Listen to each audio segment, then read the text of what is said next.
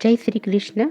આજના વિડીયોમાં આપણે કારતક માસના વદ પક્ષની એકાદશી, ઉત્પત્તિ એકાદશી કે ઉત્પન્ના એકાદશી વ્રતનો મહિમા, વિધિ અને તેની વ્રત કથા સાંભળીશું. બોલો ભગવાન શ્રી નારાયણની જય. એકાદશી મૈયાની જય. એકાદશીની તિથિ એ ભગવાન નારાયણને સમર્પિત છે. દરેક માસમાં 2 એકાદશી આવે છે, સુદ પક્ષની અને વદ પક્ષની. દરેક એકાદશી તિથિના સ્વામી ભગવાન શ્રી હરિ નારાયણ છે. આખા વર્ષમાં આવતી બધી જ એકાદશીનો મહિમા અનેરો છે. એમાં પણ આ કારતક માસના વદ પક્ષની એકાદશીનો મહિમા વિશેષ છે, કેમ કે આજના દિવસે એકાદશી મૈયાનો જન્મ થયો હતો. આજના દિવસે એકાદશી મૈયા ભગવાન શ્રી હરિના અંગોમાંથી ઉત્પન્ન થયા હતા. એટલા માટે આ એકાદશીને ઉત્પત્તિ કે ઉત્પન્ના એકાદશી કહેવામાં આવે છે.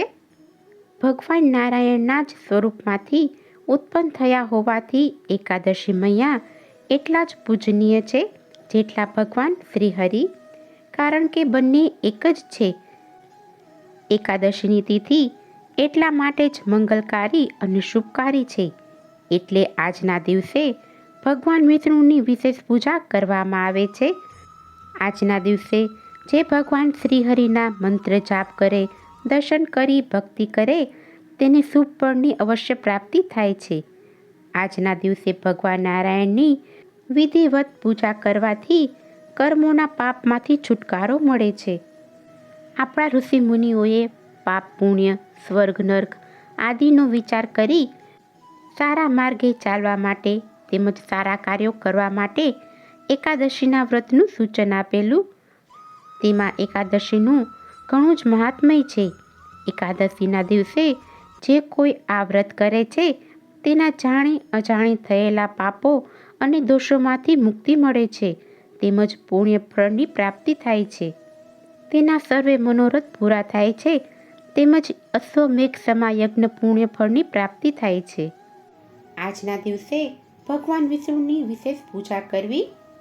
પૂજન કરવા માટે એકાદશીના દિવસે પ્રાતઃકાળે સવારે વહેલા ઉઠી શૌચ વિધિથી પરવારી જળાશયે જઈ અને સ્નાન કરવું. જળાશયે જઈ શકે તેમ ના હોય તો નહાવાના પાણીમાં પવિત્ર જળ ઉમેરી અને સ્નાન કરી શકાય. સ્નાન કરી શુદ્ધ વસ્ત્ર ધારણ કરી અને વ્રતનો સંકલ્પ કરવો. ઘરના મંદિરની સાફ સફાઈ કરવી.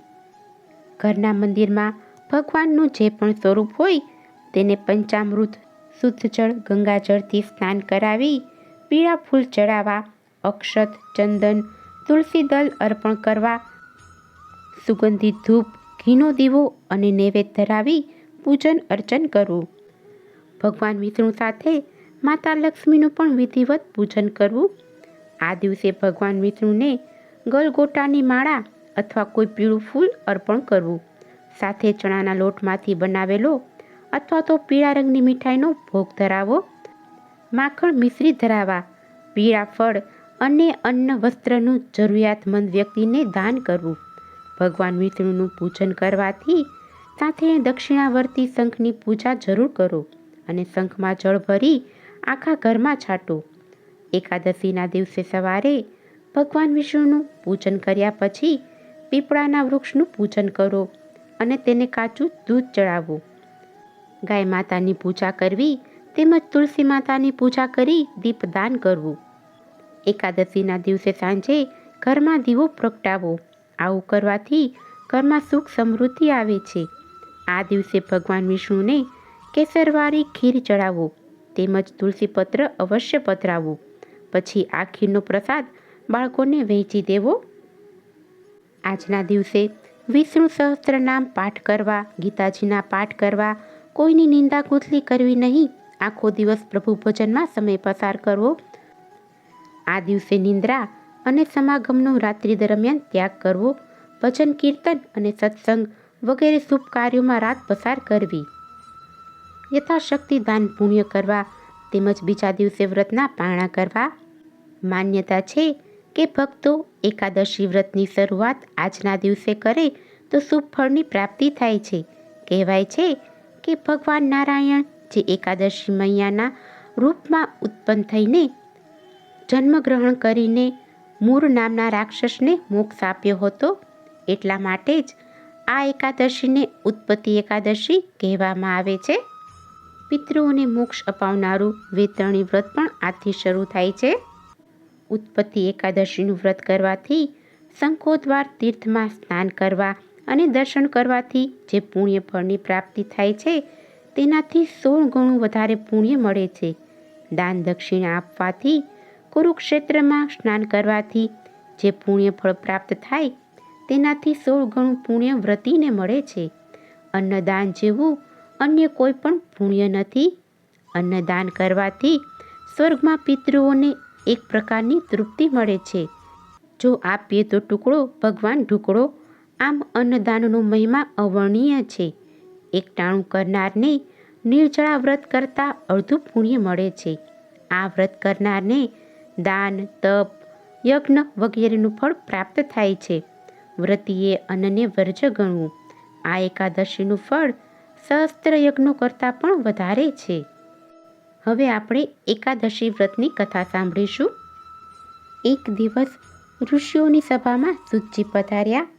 સૂતજીને જોઈ અને ઋષિઓ સર્વ આનંદિત થઈ ગયા અને કહેવા લાગ્યા, હે જ્ઞાનેશ્વર, આપ અમને ઉત્પત્તિ એકાદશીનું મહાત્મ્ય જણાવો એવી અમારી ઈચ્છા છે.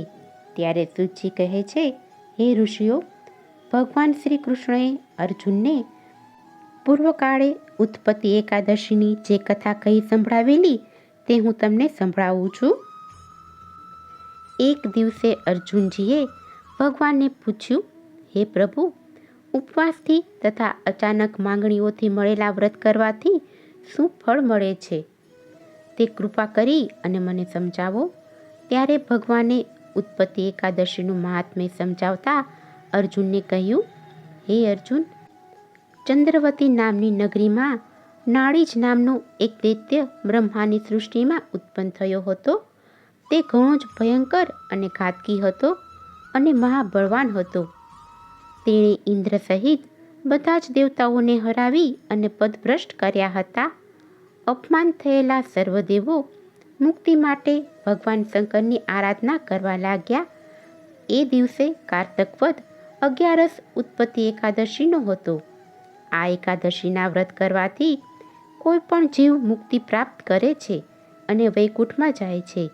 આમ બધા દેવતાઓએ ભગવાન શંકર પાસે જઈ અને તેમને પોતાના દુઃખ નિવારણ માટે પ્રાર્થના કરી અને કહેવા લાગ્યા, અમે દૈત્યોના ત્રાસથી ભ્રષ્ટ થયા છીએ અને અમે સામાન્ય માનવીની જેમ પૃથ્વી પર ફરીએ છીએ તેમ જણાવ્યું અને તેને વિનંતી કરી કે હે પ્રભુ, અમારો ઉદ્ધાર કરો, અમને માર્ગ બતાવો.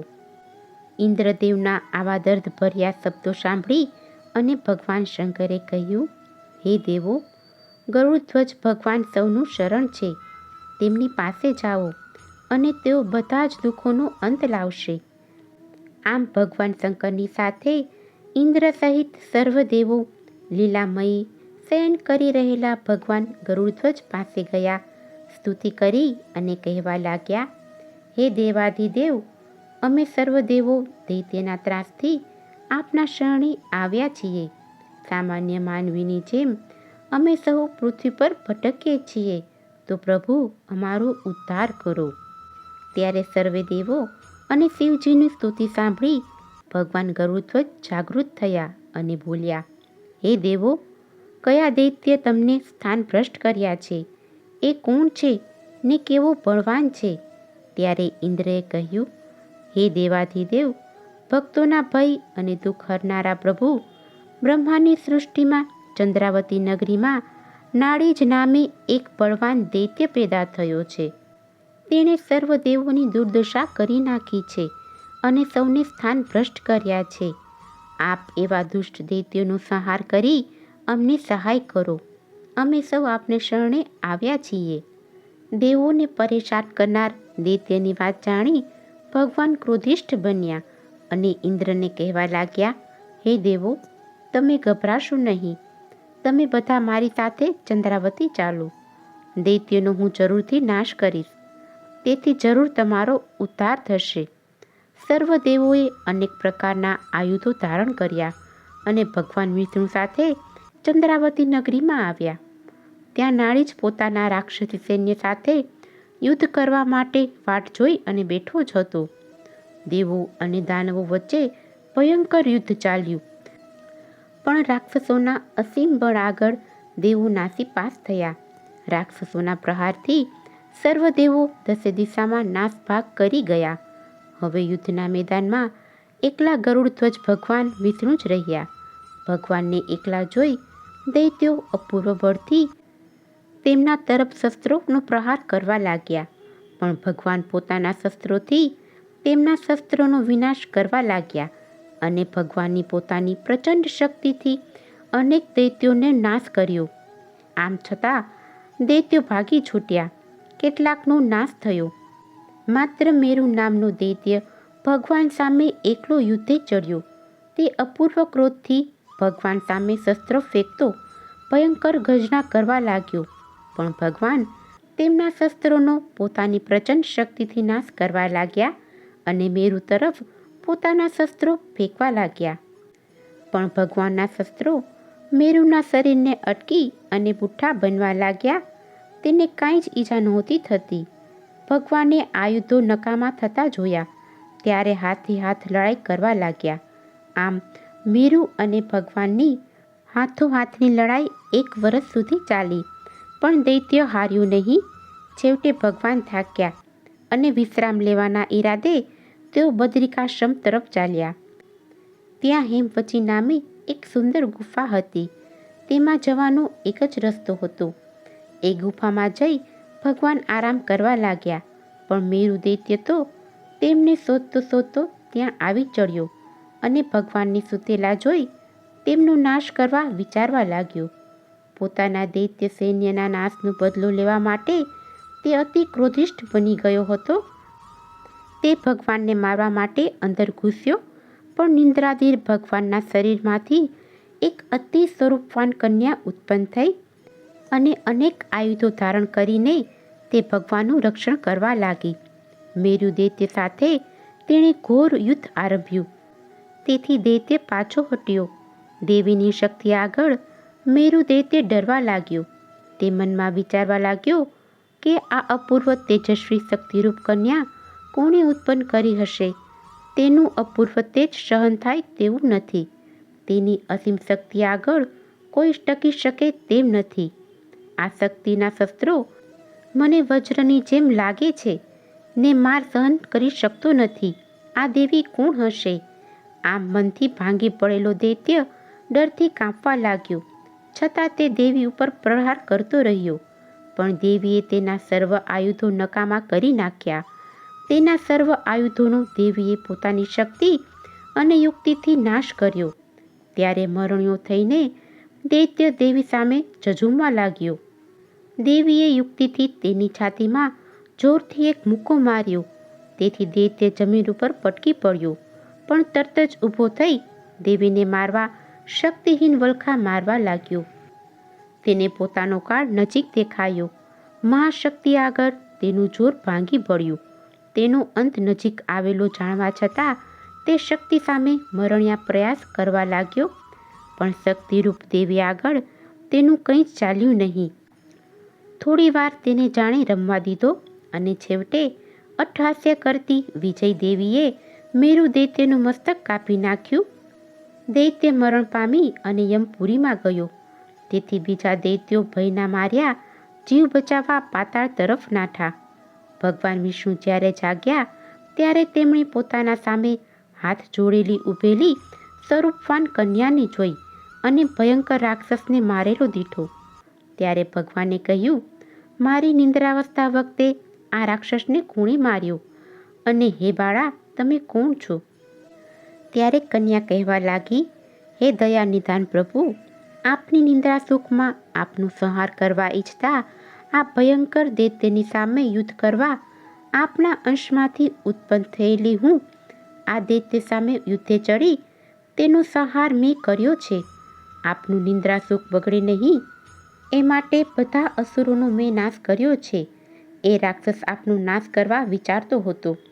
વળી તેણે દેવોને પરેશાન કરી સ્થાન ભ્રષ્ટ કર્યા હતા, તેથી મેં તેનો નાશ કર્યો છે. આવા કન્યાના શબ્દો સાંભળી ભગવાન પ્રસન્ન થયા અને કહેવા લાગ્યા, હે દેવી, તમે રાક્ષસોનો નાશ કરી બધા ઉપર બહુ જ ઉપકાર કર્યો છે અને આખા જગતને આનંદ આપ્યો છે. તેથી હું તમારા ઉપર પ્રસન્ન થયો છું. તું મારી પાસે જે ઈચ્છે તે માંગ. ત્યારે દેવી બોલ્યા, હે પ્રભુ, જો આપ મારા ઉપર ખરેખર પ્રસન્ન થયા હો તો મને વરદાન આપો કે ઉપવાસ કરનાર જીવને હું ગમે તેવા ભયંકર પાપમાંથી મુક્ત કરી શકું, ને એકટાણું ખાનારને અડધું ફળ મળે, અને જીતેન્દ્રિય થઈ જે મારું વ્રત કરે તે અનેક વર્ષો સુધી વૈષ્ણવ સ્થાન વૈકુંઠ પ્રાપ્ત કરી અનેક પ્રકારના સુખો ભોગવે. તથાસ્તુ કહી ભગવાન બોલ્યા, હે દેવી, જે તમે માંગ્યું તે સર્વે તમને મળશે. ત્રિલોકમાં જે કોઈ મારા ભક્તો છે તે સર્વે તમારા ભક્તો થશે. તેમજ તમારું નામ ઉત્પત્તિ એકાદશી કહેવાશે, ને તારા નામથી જે કોઈ તારું વ્રત કરશે તેને તારા માંગ્યા પ્રમાણેના ફળ મળશે, તેનો વૈકુંઠમાં વાસ થશે. આમ ઉત્પત્તિ એકાદશીનું મહાત્મ્ય સમજાવતા સૂતજીએ ઋષિમુનિઓને જણાવ્યું કે જો કોઈ ભક્તિભાવથી પવિત્ર ઉત્પત્તિ એકાદશીની કથા એ દિવસે રાત્રે સાંભળશે અને એના વ્રત કરી ઉપવાસ કરશે, તે કરોડ વર્ષ સુધી વિષ્ણુલોકમાં વાસ પામશે. હે અર્જુન, એકાદશીની ઉત્પત્તિ કથા તો મેં તને કહી સંભળાવી છે. આ વ્રતનું ફળ અન્ય તીર્થોના ફળથી પણ વધારે છે. સર્વ વ્રતોના ફળ કરતાં ઉત્પત્તિ એકાદશીનું ફળ સર્વશ્રેષ્ઠ છે. જે મનુષ્ય આ વ્રત કરે છે તેના શત્રુઓનો હું સંહાર કરું છું, અને એ પ્રકારે પણ હું તેમનો ઉદ્ધાર કરું છું. આ એકાદશીનું મહાત્મય જે વચન કે શ્રવણ કરે છે તેને અશ્વમેઘ યજ્ઞનું ફળ મળે છે, તેના પાપો નાશ થાય છે. ઉત્પત્તિ એકાદશીના વ્રત જેવું અન્ય કોઈ અનુપમ વ્રત નથી. ઉત્પત્તિ એટલે ઉત્પન્ન થવું કે નિર્માણ થવું. કહેવાનું તાત્પર્ય એ છે કે આજે વિષ્ણુ ભગવાને દાનવોનો નાશ કરવા અને દેવો તથા ભાવિક ભક્તોનું ભલું કરવા એક સ્ત્રી શક્તિની ઉત્પત્તિ કરી અને તેનું એકાદશી નામકરણ રાખ્યું હતું. આ દિવ્ય શક્તિએ સૌનું રક્ષણ કર્યું હતું. આમ આ ઉત્પત્તિ એકાદશીનું વ્રત જે કોઈ કરશે તેને માંગ્યા પ્રમાણેના ફળ મળશે અને તેનો વૈકુંઠમાં વાસ થશે. બોલો ભગવાન શ્રી હરિનારાયણની જય. એકાદશી મૈયાની જય. જો તમને આજની આ કથા પસંદ આવી હોય તો એક લાઈક આપી ચેનલને સબસ્ક્રાઈબ કરો. આજની આ કથા સાંભળવા બદલ આપનો ખૂબ ખૂબ આભાર. જય શ્રી કૃષ્ણ.